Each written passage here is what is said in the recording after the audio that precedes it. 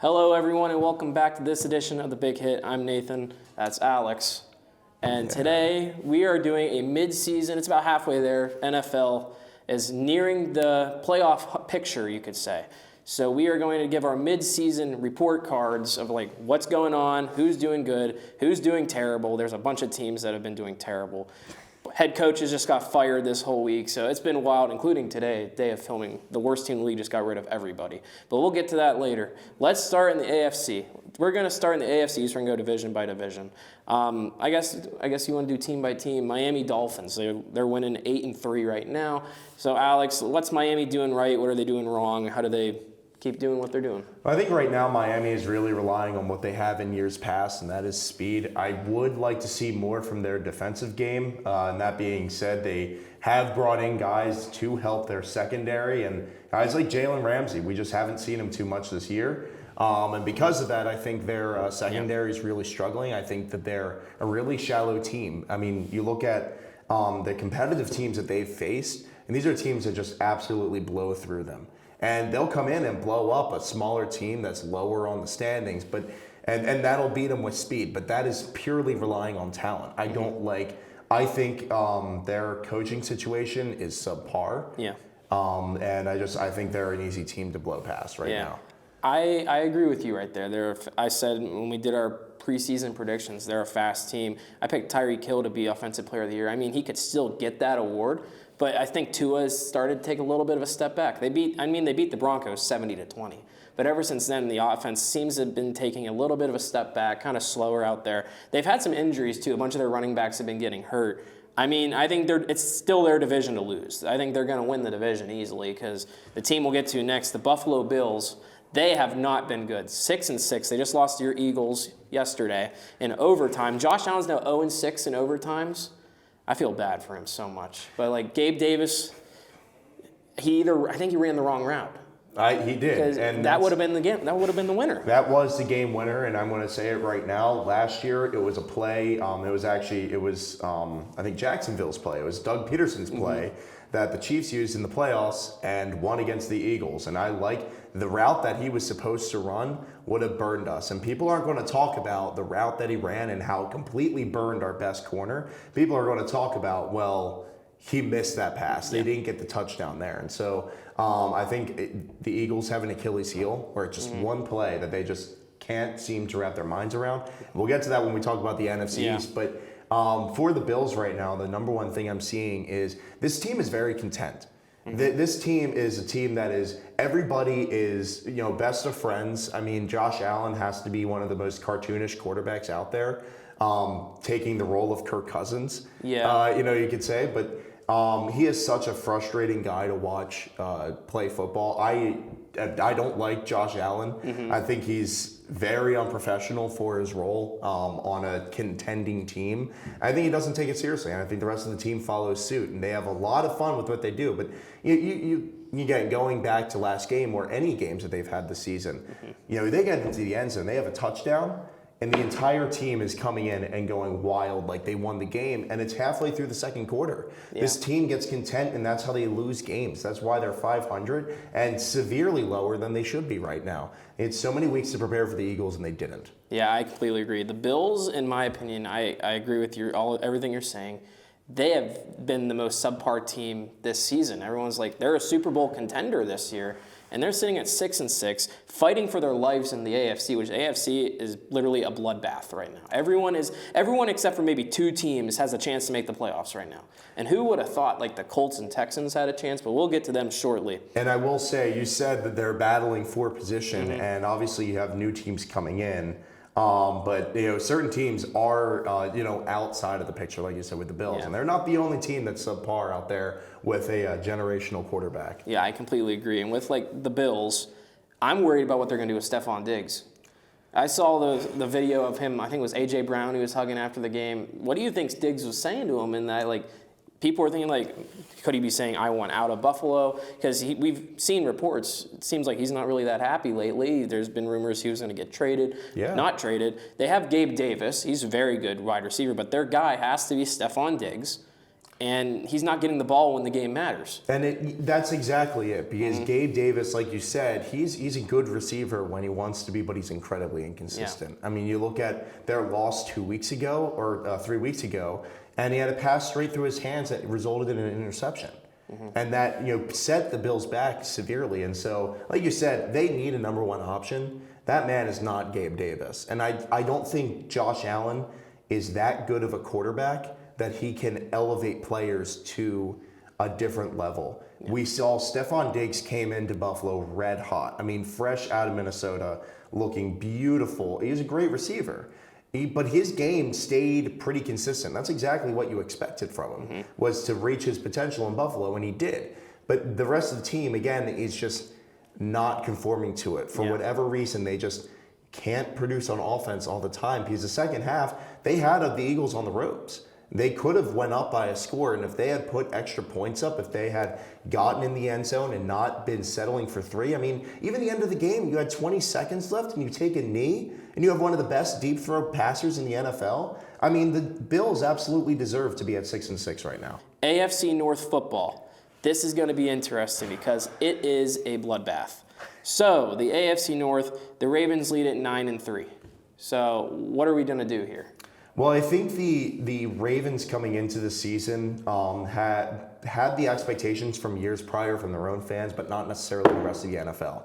I don't think that if you told people 3 months ago that Baltimore would be leading the NFL right now and be probably the most poised, at least out of the AFC, to go deep, and I don't think many people would believe you, but this team is using their weapons really well and just doing what they're good at. This is a team that's running the same plays that they did 3 years ago, running the same QB draws, using their receivers the exact same way, because their receiving core is about the same, I'd say, talent-wise to a couple years ago. However, you have a lot of potential in Zay Flowers. I think he's the wide receiver 1. Every time I talk about the Ravens, saying Zay Flowers is wide receiver 1 from this draft class, and he's proven it so far this season. So I really like the Ravens, and they're getting separation in such a close division. And the next team down, and it's tied, right, between the Browns and the Steelers. Dealer's choice. What do you want to take? Yeah, so I'll add this about the Ravens very quick. He was one of my picks, Zay Flowers, for Rookie of the Year. I mean, I thought he was going to be the best receiver in the class. I mean, like, he was like a sneaky guy that no one really talked about as much as your Jordan Addisons or Quentin Johnsons of the world. JSN. He has not looked good. Same with him as well. Like, it's been either Jordan Addison or Zay Flowers this season for wide receiver that's done best out of the rookie class. But let's move on, I guess, to the Pittsburgh Steelers. You can say my team. This team is 7-4, and who would have thought the final game of the year is Ravens versus Steelers? It's a flex game in Baltimore. Who would have thought? I think the schedule makers know what they were doing.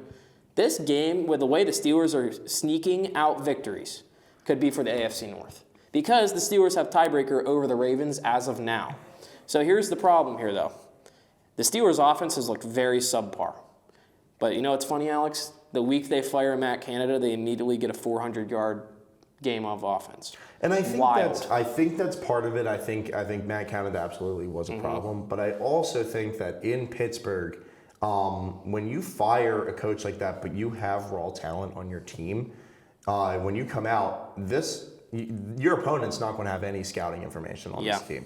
You're coming in almost blind against an opponent, and while the game on Sunday, as much as they got yardage, like you said, they weren't able to complete and get in the end zone. That's been a problem with Pittsburgh receivers in years past, and now the run game is starting to fall apart as well.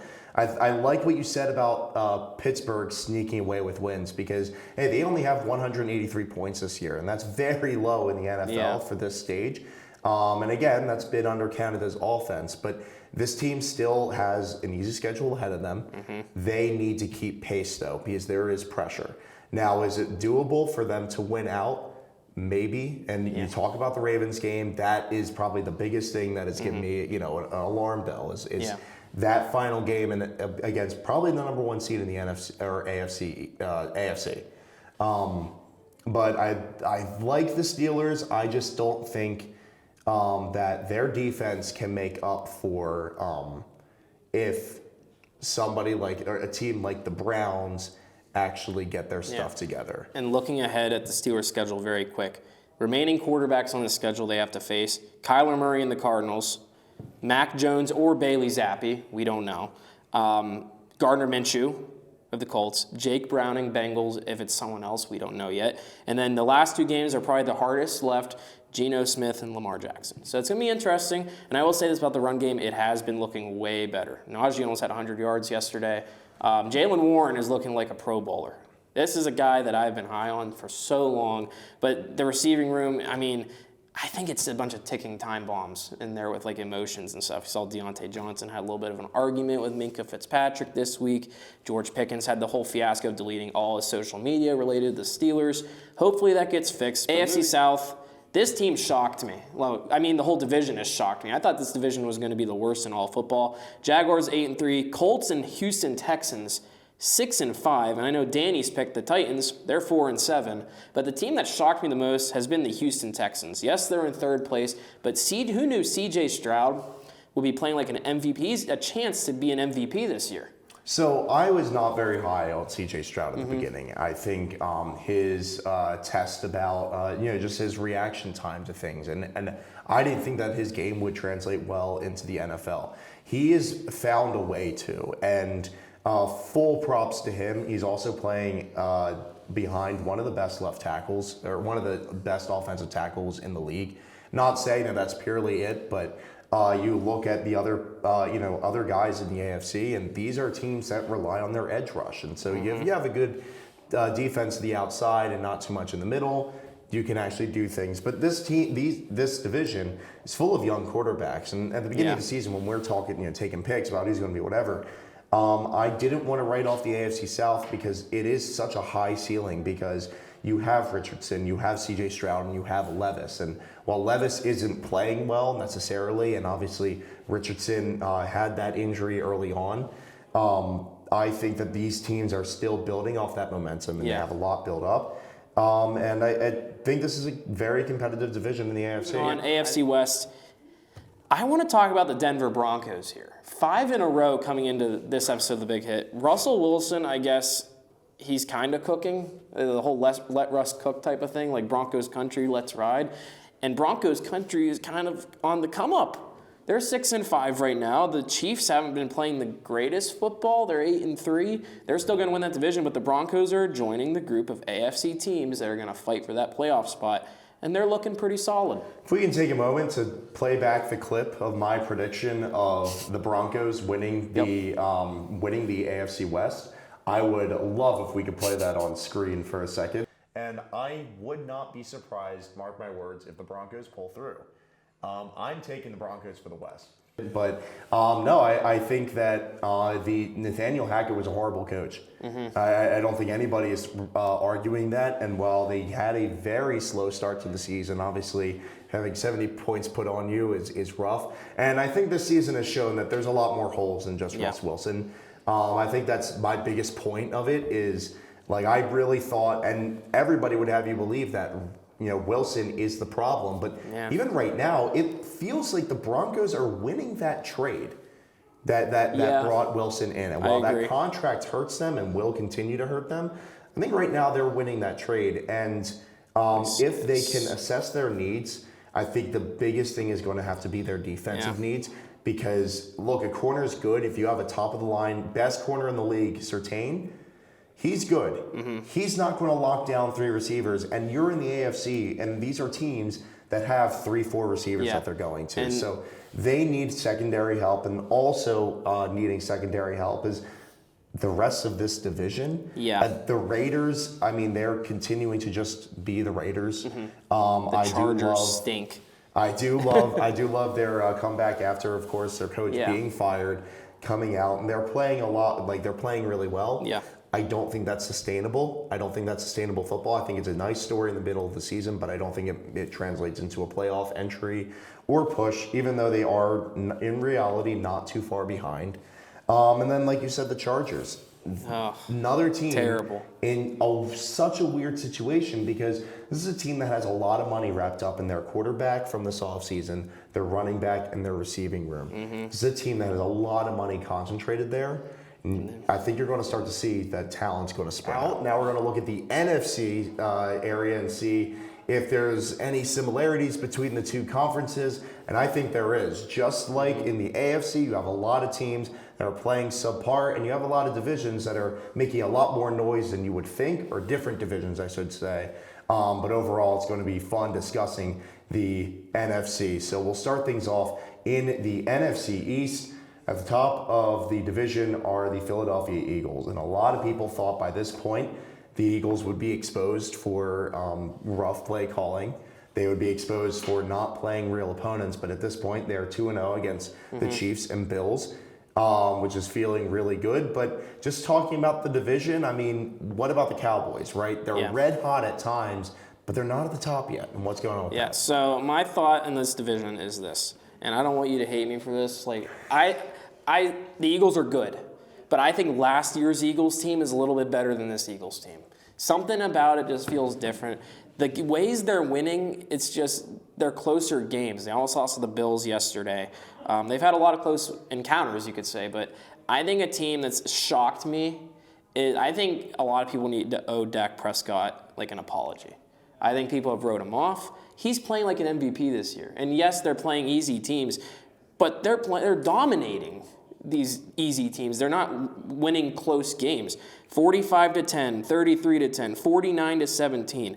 They're putting on clinics. And they lost to the Eagles by 5 points, but even in those games, it's still a close football game. But I mean, the joke with the Cowboys is they can never win in the playoffs. Do I think they'll win in the playoffs? Honestly, with the talent they have, I kind of would hope they would. But they're one of those teams in the NFC that I think people should start to respect. And I'm not a Cowboys fan at all. Like, I hate the Cowboys, but it's that type of thing where I have to give respect where it's due. CeeDee Lamb is breaking records. They have a guy on defense that just broke the record. Forgot his name at the top of my head. He is the most he has the most pick sixes in NFL history in one season. Already broke that. I think it might be one of his rookie seasons because he's a newer player on that team. Yes. And the Eagles are still good. They're still going to win that division. They're playing top teams. But I think the Eagles, some people in Philly need to wake up and say maybe the Dallas Cowboys aren't as easy as we think they are. But I mean, it's still Philly's division. But the Cowboys playing very good football. And then you just have the Giants and Commanders. They're done. Yeah. Moving on, NFC North. I guess there's one team in this division that we all thought was going to be good, the Detroit Lions. They're 8-3. Problem with the Lions right now is their defense is a little subpar. They just lost another Thanksgiving. I don't know if you saw the meme. They lose when the moon is in like a waxing gibbous or whatever. Like they're 0-7 on Thanksgiving when the moon is in that face. But the Lions, they're probably my second team behind the Steelers. I mean, I like Michigan things for some reason. But they're just, that team's special for some. Amon-Ra St. Brown's very good. David Montgomery, when healthy, can be good. Jared Goff is playing very good football, except for against the Packers last week. That was bad. But what scares me is the defense. The secondary hasn't looked good. They're going to win that division, but do they win the playoff game that gets Detroit over like a little bit of a curse? It's been a long time since they won a playoff game. I think this could be the year. It just kind of depends what matchup they get. But other than that, the Vikings are still good. I don't know how. They lost Kirk Cousins. They haven't played with Justin Jefferson. Josh Dobbs, I mean, who knew Josh Dobbs, the aerospace engineer who was on the Steelers a couple years ago, who knew he would be in this situation? The Packers are somehow winning games. I didn't think the Packers would be good. I still don't think they are good. I mean, Jordan Love is proving me wrong every week because I am still on the hill that Jordan Love is not a good quarterback. I mean, I don't know, but he's proving me wrong every week. I look stupid every week I say that. And then the Bears are the Bears. So NFC North, there you go. Yeah, and running through it, I don't have much to add to that. Obviously, the Lions are coming into this season with higher expectations. They're meeting them. Thing is, the remaining schedule that they have, they need to win games. They need to make sure that they keep up this pace, not blowing teams out and running out of steam before the playoffs, but creating things and using these weeks as little like case files and seeing, okay, this is how they beat our defense this week. And go out, test free agency. There's a ton of talent out there. And I don't want to show my, Philly green too much, but last year the Eagles had trouble in the run game and brought in players like Ndamukong Suh. Yeah. And they brought in huge guys that would help that defensive line. DeAndre Swift. And in the off seasons, but I meant like in the free agency right before the playoffs. This is after the deadline, and so this team should look elsewhere to fill their holes. Yeah, they can do it. I don't trust their front office to necessarily do it, and so they'll win the division, but won't go deep. The next division, the NFC South. Whoever wins this tank division, I'm going to put a video of a tank going over. This is the tank division. This is the tank bowl. These teams all stink. I think a bunch of us picked the Falcons. I think, did you pick someone different, or did you do the Buccaneers, or were you the Falcons too? I'll have to play that back. But yeah, this division sucks. Whoever gets the 5 seed, the wildcard team, will probably go into either of these stadiums and whoop them. Yeah. Watch it be the Cowboys and they lose. I mean, that would be the Cowboys' way, of course. This division's just terrible.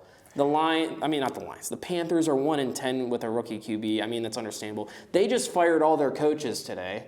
1-10. And I don't really know if C.J. Stroud's on that team, it goes any different. They don't have weapons. It's just Adam Thielen. Exactly, and I don't like all the slander that right now Bryce Young is getting. It feels like Kenny Pickett had a good game, and everybody's like, Bryce Young's pretty bad too. So I don't like that slander against him because, look, the Eagles went through the same thing as well. Hurts was written off pretty quickly as a starter. This also happened with Kirk Cousins. This also happened with Jared Goff. This also this happens around the league where teams are just immediately written off, but this team doesn't, like you said, doesn't have any weapons. Miles Sanders has proven to be exactly what I imagined he would be and completely subpar on this team. I was saying it last year that, look, this guy does not get over 1,000 yards rushing on any other team, and they're proving it this year. He's one of the only Pro Bowlers on that offense, or the most recent Pro Bowler on that offense, and he's losing snaps every week, and he's only in there, 5 or 6 times running the ball on the ground. So obviously they're sitting at the bottom. You also look at Derek Carr. He's another guy. I've never bought any of the hype around him, and nobody should. Sitting at 5-6. They are tied for first in their division, 5-6, which is awful. We were saying the same thing about the NFC East, a couple of years ago, but this is a division that doesn't have an upside. The NFC East before had, at least there was Dak who was sticking around. At least there was Daniel Jones was coming up, and Hurts was below him on that tier, and at least Washington. Well, Washington's always been kind of trash, but these teams are going to get worse. The NFC West, this division is, I guess you could say, the Wild Wild West. 2 teams. The 49ers are probably going to win that division, 8-3 right now. Seahawks 6-5. Rams are 5-6, trying to sneak their way into the playoffs. If they were in the NFC South, they'd probably win that division. And then the Cardinals are just 2-10. I want to ask this question to you, Alex. If the Cardinals had the chance to get Caleb Williams, do they move on from Kyler Murray? No. No? You think it's done? You think he's set? I've thought about it, for a little bit, and at the beginning of the season, that's what I was saying was, if you have the choice between Kyler Murray or Caleb Williams, you're taking Caleb Williams. If they can get a package like the Bears did last year for their pick, if they get high enough in that draft that they can get a great return, just bring in some talent for that offense and obviously build out that line. Paris Johnson is looking really good. Obviously, your left tackle is not going to win you games, but he's looking really good in the trenches. I think this team has a lot of upside. And I agree. The same can't be said about the Rams. The same, I don't think, can be said about the Seahawks. Woolen is just a weird case study right now. I don't really know what's going on. Witherspoon's he's pretty good in the secondary.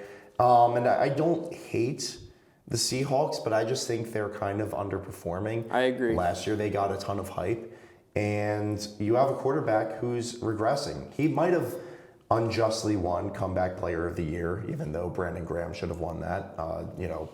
Having 13 sacks, 35 years old, coming off of ACL surgery, but whatever, Geno got it because he had his first ever good season. Yeah. Still salty about that. And they immediately paid him. I didn't think that was a good decision to pay Geno Smith after one good season. And you see that because leagues do that all the time. Danny Jones got the same treatment. Oh, my goodness. He's been, he's been here and there, but Geno's a guy who's just older. And like we said, a season ago, we were talking about how the Seahawks were just million IQ, great organization, traded away Russ Wilson, and won that trade definitively.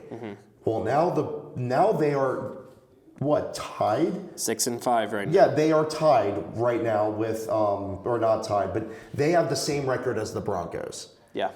I mean, they have the same record as the Broncos that everybody clowned on last year. I think the Seahawks, this is a major red flag. This is a team I don't think can win a playoff game. I think the Seahawks are the Steelers of the NFC.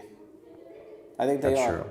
They've have always potential. Been competitive, Yeah. but they have potential. Yeah. They're always competitive, but they find ways to win and lose games. And the games they lose are games they should win. But like other than that, I mean the 49ers are the favorite. And I know we didn't get to cover it in the AFC video very quick, but I guess let's just do playoff predictions very quick. Like, well, I guess 1 through 7, and I guess who's making the Super Bowl. I'll say this: AFC. I think the Ravens are getting the 1 seed. I think the city stays the same. Ravens, Chiefs, Jaguars, Dolphins in that order. The wild card is where it gets iffy. I do think the Steelers stay at 5. And I think they do make the playoffs.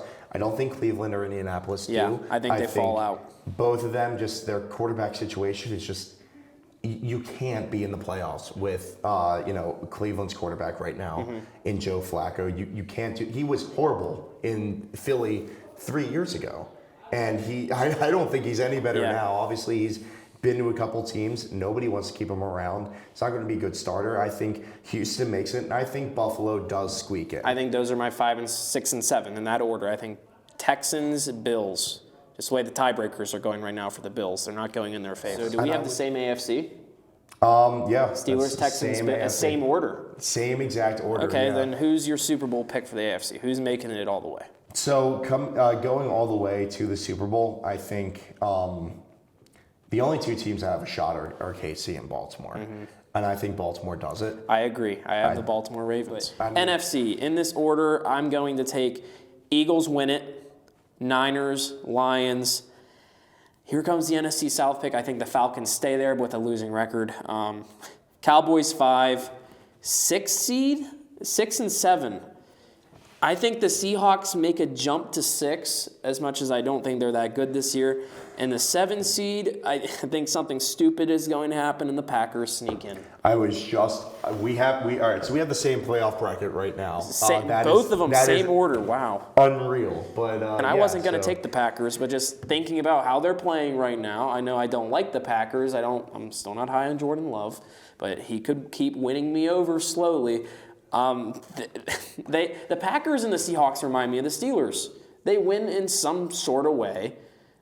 They both have limited weapons, but their weapons work. They win in stupid ways, you could say, the clean way to say it. But other than that, I think that's my order. So Ravens, Eagles, Ravens, Cowboys. So that is sadly going to have to do it for time today, not to cut each other off. We're running out of time, so that's going to do it for our NFC predictions. Go watch our AFC predictions if you haven't already. And Nathan, along with Alex. And we will see you next week for our final episode of the fall semester. It's going to be a fun one. And have a great day, everyone.